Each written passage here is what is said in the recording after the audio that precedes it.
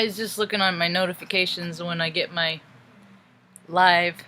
I'm live! Look at that. I'm live! I'm live with the delayed reaction. Good orderly direction. Let's talk about that today. If you want to shorten it up, you can. I'll let you condense it yourself. Just doing the right thing from your heart, not from your ego. Nobody's ever done the right thing from their ego. Ever in the history of all things. It's never once been done. They think they're doing right things. It's delusions. Usually related to delusions of grandeur. Often attached to people with inferiority complexes. We're seeing psychology unravel right now. And actually, the breaking down of psychology and the convergence with spirituality. Because people are realizing they're not just they're not just their soul sack. They're a spirit in their soul sack. And we're powerless. We're powerless as to the situations that come up in life that cross our paths. But we can control how we react in these situations. What we're seeing is a whole planet acting. Well, I don't know about a whole planet, but I know over here, USA. They're putting the ass in the USA right now. That's alright. They're sorting it out. There's just like a bunch of babies like throwing a tantrum before nap time, right? They throw a tantrum before nap time, and in the fall there's going to be something they're going to say, the virus is whatever. There's going to be another occasion for everybody to go within. It's in astrology, and as above, so below. You know, we're just getting seeing people's astrology flare up, and their family lines, their historical family. I know I'm freaking raring to go. I'm raring to go out and freaking beat on my drum in the street. I can't. It's not smart. I don't have nobody to take care of mom. I get arrested. That's a good freaking 12, 14 hours at least that mom and the dogs dogs aren't going out. Mom's not eating every couple hours and stuff, and she doesn't turn on the TV, and she's just sitting here staring at a TV, wondering where I'm at. And then it gets dark. She goes to bed, and because she only has a 5-minute window, so I can't risk it. But there was a time when I lived from my ego that I woulda. There's a time that, I just did whatever I want. I don't care because nobody cared about me anyway. Because if they did, I wouldn't have been raped when I was a baby. And if they did, they wouldn't let me see all the terrible things that they exposed me to. And they would have protected me, and they would have loved me, and blah, blah, blah, blah, blah, blah, blah, blah, blah, blah, blah, blah. That's all ego stuff. That's all 3D stuff. But from every experience that I had to go through, I learned lessons. And the lessons I learned is to read people. Yeah. There's a lot of people that do terrible things to kids, and it's coming out. It's coming out. I'm going to start calling stuff out. Probably one day. The tells I get. And it's my Akashic records, My record's pretty good. That's why people always like to make an example out of me. So they're always make sure to let me know who's the boss and who's in charge. It's power plays. I've had to deal with it my whole entire life. I have 3 instances right now off the top of my head. One when I was 15. I had a police draw a firearm. He said it was a case of mistaken identity, but I was a 15-year-old female girl, with big tits. There's no way of mistaking me for the assailant that they thought I was. I was 15. Then the other time when I was 22, I was trying to get into my apartment. I had a roommate, Brooke. She can attest to this. And I'm freaking knocking on the door, and I was trying to be quiet. The lock stuck anyway. It was hard to get into, and I was freaking blotto. Somebody just dropped me off. I was drunk. And a police car was driving by. They put the light on me, asked me to come down. I'm like, dude, I'm at my front door, literally. I'm like, oh shit. So I'm like, go downstairs. They put me in handcuffs. I'm nervous. I'm rocking back and forth. I'm nervous because because they're just fucking with me. There's people that love the vibration of fear and love to make people scared, and I'm compliant. I'd always been compliant. I just always follow the rule until I started figuring this shit out, and then I'm just like, fuck you guys, they're fucking bastards. Yeah, it was a guy and a girl too. It was a girl too. It was a girl too. She's too far in her masculine, so she likes, she likes fucking, maybe she has penis, all that stuff, envy, all that. Who knows? I don't know, but they just fucked with me. And then after all that, I freaking rolled my ankle, fall on my face, hit my chin on the ground, and they're all, I'm like, they didn't try, because for their safety, they don't try to catch you for their safety. It's the storyline. This is back in 1996, and my first account was 89. And then I had a sheriff, good old boy sheriff, fat motherfucker, probably hadn't seen his dick in 30 years, man. Just mad at everybody. Because I was talking to a girl, she was a beer girl, and she was trying to move to California to go to nursing school, and I was from California, so I was telling her my experience about the places that she was looking as colleges, and her fucking meathead boyfriend felt intimidated by me for just having a conversation with because he's a meathead from Nebraska, so he don't know how to have conversations with women to stimulate their mind. All he is like a freaking pound machine or whatever, and that's, what guys are figuring out, that, they're not really that anymore, and they aren't really the conversationalists, so they really don't have a whole lot to offer, so women aren't really drawn to them anymore. And the women that have been with them for years aren't attracted to them. They just go through the motions, and then the guys know it and get angry and resentful, and it's just a freaking nasty, because this is all the stuff that happens when people live from their ego and not from their heart and their spirit. So anyway, I had this sheriff. So this was at Guitars and Cadillacs in Omaha, Nebraska, back in 2001, and I didn't even want to be there. I was there with my friends that were trying to freaking meet girls. I just was going out for something to do to get out of the dorms, because I lived on base, and it's just something different. So they end up calling the sheriff, and I'm like, fucking, and you can't talk back, because I already had beers, so they already look, if you had a beer, you're a threat. And they had me literally escorted out into the median off the property because I was talking to a girl. Yep. Sheriff's office in Omaha, Nebraska. Yep. So, yeah, and I'm just a brown girl. So you guys all got all these accounts for all this shit that happens to brown boys? Oh yeah, there's a whole percentage of me's that fall through the cracks too, because I mean, my whole life people have just said, you're just an angry lesbian, you're just a mad dyke, and I'm just like, let's see. And then I'd go do the list, like on Roseanne, the movie with Steve Martin in the early 80s. I've talked about it before, when some guy's like, big nose, and then he gives them a list of 20 far more entertaining insults, That's like the story of my life, So all these people are coming out, and I'm because they're like, oh, hurt people, and I'm acting this way because I'm hurt and all this stuff. Well, what the fuck are you doing to get unhurt? What's the population doing to get unhurt? What are they doing, man? What are they doing? I meditate an hour a day. I eat proper. I go for walks. I stretch. I love on my dogs. I love on my mom. I laugh. I try and reach out to people and communicate with people. They're not real receptive to me. I got my bandanas today. You can't tell. It looks red, but it's orange. I got like 16 of them for $21. Bandanas.com. Whoop whoop. Came 2 days early. I'm so excited about it. Made my whole day.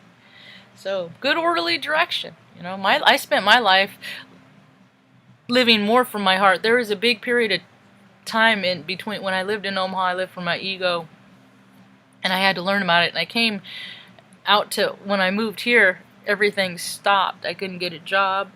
It was just, my whole life seemingly turned to shit. But what they call in the esoteric world is a dark night of the shadow, and mine had been going on for about 4 years.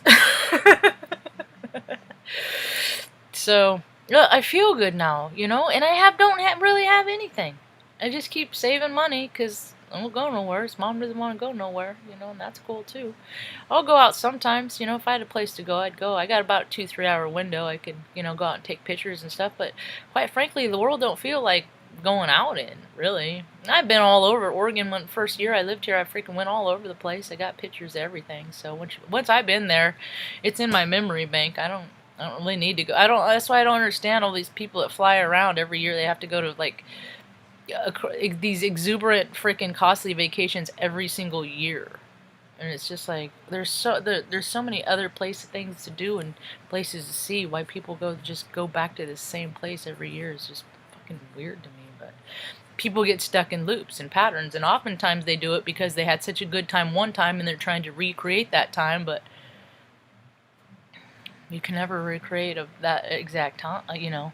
Instance can never be created, and people keep recreating instance. That's why there's perverts, is because like you got a guy or a girl, it don't matter, and they had a crush on a, you know, a young guy, or when they were a little girl or boy, they had a crush on somebody that was a little boy or little girl, and then they keep getting older and they get stuck in the mindset because they got stuck in the loop and they've never progressed into adulthood.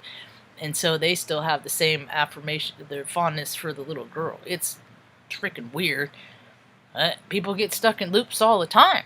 Man, we're just energy. You know, we're just... And I get wrong numbers a lot, you know? I mean, it's just... I think people are starting to figure it out more. I don't know. I really don't care. My life is pretty good. I'm just making some canned butter today, and tomorrow I'm gonna freaking... I got some mini M&Ms. I'll cook up some can of cookies, and it'll be nice and cool and stuff. You know, and a big component of what I forgot to mention about living from the heart, you know, just doing the right thing. People know what the right course of action to do. As you go into a situation, you know, and if you're wondering, I wasn't very nice today at Walmart. Nope. Because somebody questioned my integrity, and I do not like that, because evidently they have a policy that if you get something in the makeup department that you have to pay for it there, and I'm like feet from the self-checkout. And I'm not really comfortable enough finishing the rest of this story because I feel like an ass. And so when I feel like an ass and if I don't want to tell the story, that means I got to go back and make an amends. Because that's what you do when you live from the heart. You don't get to act the way that you used to act. That's living from the ego, and that's what it was. Is my integrity was was questioned. You're questioning me? What, you think I'm going to steal this? Really? Anyway, so that just occurred to me. So I know what I'll be doing tomorrow morning. And then I say it on here to make myself accountable. That's how it works. You can't, you know. So ask yourself before you get in any situation or what you're saying to anybody, is it nice? You know, and that's the part that's tricky to me, because I speak in matters of fact. So people are like, don't be mean. I'm like, I am literally just verbalizing as I see it their behavior. So how am I being mean when I'm just giving you a narrative of their behavior? You know? What are you gonna do? Anyway, I don't even know what I'm gonna do next. I got a hankering for Indian food, so I think tomorrow I might get some Indian food. Good orderly direction, doing the next right thing, and the next right thing isn't related to, you know, the next venture of how you're gonna make the next gazillion dollars, you know, because our living from your heart, or your ego, both actions come with not consequences, but karma, good and bad karma. I forget that. I get so worried about like all the negative, like being a jerk, and all right, something's gonna happen for that. I'm gonna get it for that. And did you see all the lightning strikes in DC overnight? I guess only thousands, not millions, showed up. See, they always fluff their numbers. They always fluff their numbers. I went down a rabbit hole today because I'm always talking about how police are the lowest test scores, and I was going down. I was sending the pictures. I was supporting my argument, you know, and I think you need a 36 to get into the Air Force as a cop. And then, so 37, I guess. So that 36 would be services, 37 would be police, right? And if you look, I showed her, I sent screenshots of, you go to Salem, Oregon. First of all, I looked at how many police officers there are in Salem, and there's 189 for 167,000, population of 167,000. Now that's not state patrol, that's not all that extra stuff, not, you know. We live in a stoner state. And most of the population, I mean a lot of the population are freaking like 45 and older. You know, it's like, it ain't a lot of hip, it ain't a hip jive place, not happening place, right? So 189 cops, they're putting in an $80 million police facility downtown. And that's what it was 2 years ago, or a year and a half ago, whenever the cops showed up and touted that. Was so, you know, it was 26 and then now it's up to 80, but now it's probably double that, right? But it's right across the street from where they have freaking just like 400 homeless people, you know. It's just, it's arrogant and it's disgusting and it's gross. And then you have like the police chief, you know, backpedaling for his boys that are talking to their, you know, militia buddies and freaking, you know, explaining how to get around the curfew when that was going on and stuff. And it's just, it just supports what I like to say, that it's contingent on who's in charge and, you know, how their dick's swinging that day and how they feel. And you know, see, I've had examples of this time and time. They pick on me. People have always picked control freaks, and then they interject themselves into the systems like that, where they can freaking fuck with people, and then they can get paid to fuck with people. So when you look at like the job requirement of what a cop takes to be a cop in Salem, GED, high school diploma. See, they set the bar low because a lot of kids, you know, you go off and do the industrial military complex, you do one tour, you go back home, you're guaranteed pretty much a job, you know. I see, I enlisted to get a college education and that was it, but these guys just, it's like they're putting themselves in, they set themselves up. And then it says that the wage is like 30, it's like up to like 67,000, right, a year. But when you go to the website, it's like $39.99 per hour is the high end of the scale. Well, they, you know, it's a club. They're all going to get the high end. They're not going to not let you in. If they're going to let you in, you know. And that is actually $83,000 a year. And then it's like lists all the stuff that is paid for. Everything is paid for. Like how every job I ever had, you had to pay for premiums of insurance and things like that. No, everything's paid for them. All their uniforms, everything, all of it. So you get $83,000 and you don't got to pay for shit. You know, for being fucking dicks to people. And I know this because there's been plenty of dicks to me. Now, I don't bother nobody. I keep my head under the radar. I know they know who I am. They've been to my house. You know, I got veteran plate on my trucks. I mean, if they're fucking, if they aren't too stupid, they watch my videos. But you know, but I don't do nothing to get freaking raise Cain. You know, they just like to fuck with me. You know, people just like to fuck with me. They always have. And then I know it because I come from the environment, and my brother is one. There's this. I'm gonna end up this story. I had a karmic relationship, dance of death for 8 years. She went off with a dude that was 20 years older. She was like, I had a picture of my idea of like the perfect girl. I don't know where I mean, it was like a combination of tank girl. And anyway, when I saw her, I was like, oh my God, it was love at first sight. That was my dream girl, right? And went to the same circles and stuff like that. Well, there's like a conference that was happening, a talk where speakers came and talked, shared their experience, strength, and hope. And I'm like, I was like, this is it. I'm going to talk to her tonight. I'm going to talk to her tonight. It was a Thursday night, and the Thursday night it was my first one, and the guy's opening up. You know, he's a cop from Philly, and he's telling his story. I'm like, who's this guy? You know, I'm like, you know, he made it sound good, you know, but I noticed that he missed parts out of the story. I'm like, he never finished that, and how did that end, and how did that end? And he just kind of, he was a good talker, right? But his story had holes and stuff. And so anyway, I was gonna go talk to her, and she was talking to him, and she's like 21 and he's 40, and so I'm like, all right, you know, I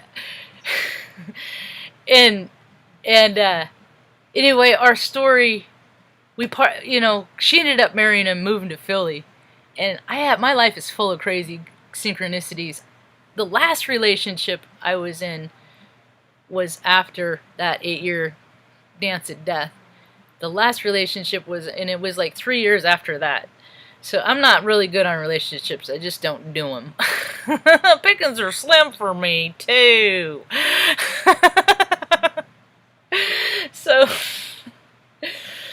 So I moved out here. I'm talking to my last relationship, and she is in Omaha, went to a Bernie convention out in Philadelphia, and then ran into Mike Karmick that was having a congruent, like, convention for the Democrats or something like that. She, like, ran into her on the street. Yep. That sounds about right. Synchronicities, man, they're fucking crazy. Anyway, part of old boy's story is he totally fits the T of what I talk about and what I see in these freaking programs and paradigms of these factory mentalities that they're putting out. He did like 2 years in the military. He's one of the kids that freaking got, you know, look at me, I got on the field, I'm running around, they're chasing me at, like, Philadelphia, the Phillies game. I don't know. That was like a highlight of his life, whatever. That's cool. I think all pro sports are stupid. So he's into pro sports, did like a 2-year stint, this is from his, 2-year stint, in the military, and then went back, became a Philly cop. You know, I guess they kind of had a rocky road in the beginning for a little bit, because he went to a massage parlor, you know, where dudes were working, and got the happy ending that they all offer, you know, because that's another storyline that is so prominent, you know. But I don't know, I haven't heard from him. I don't. Last I saw is a picture of him. It was like, my Noble just put his last breath down, and it was, and I laid him to rest, and it was February, I think it was a Super Bowl Sunday, I think it was February 4th, 2018, whenever the Eagles played and they won, and then the city looted itself for winning. And I was like, that defines government and brotherly love, and everything that city represents. It is so stupid that when it wins, it fucking, because it's all ego. It's just a puddle of egoic man. It's on all that misogynistic pig shit is burning down right now. That dude also gave me, he did a talk one time. You know, I never did anything to him but like the same girl that he liked. That's it. Never did nothing to him, right? I was always respectful, you know, things like that. Dude at a talk, and there's, I don't know, a few hundred people there, dinner and everything, you know. He's talking to old girl. The meeting started, everybody's like, oh, where's the speaker? He's back there talking to her, so he's waiting for the whole room as he walks up to the podium. And he stands up to the podium and he's like, this is a shout out to my girl Marge, right? And I was just like, did he just say that? You know? And I'm just like, that's ego. That's ego. You know, I have drawn these people my whole entire life, and the guy's had cancer. I guess he's lived through cancer. You know, I don't know. He's just, but that's the thing, is that these guys are like 2 dozen for a dime, 2 dozen for a penny. You know, and this is the shit. That's why these guys are freaking taking a knee, because they fucking feel like shit for being shit for years. You know, and I think it's funny that Kirkpatrick, you know, he did that, and everybody made fun of him, was a jerk to him and shit. Yeah, he's just ahead of his time, you know. I am too. That's about all I got for now. Hope you have a rad evening. Peace.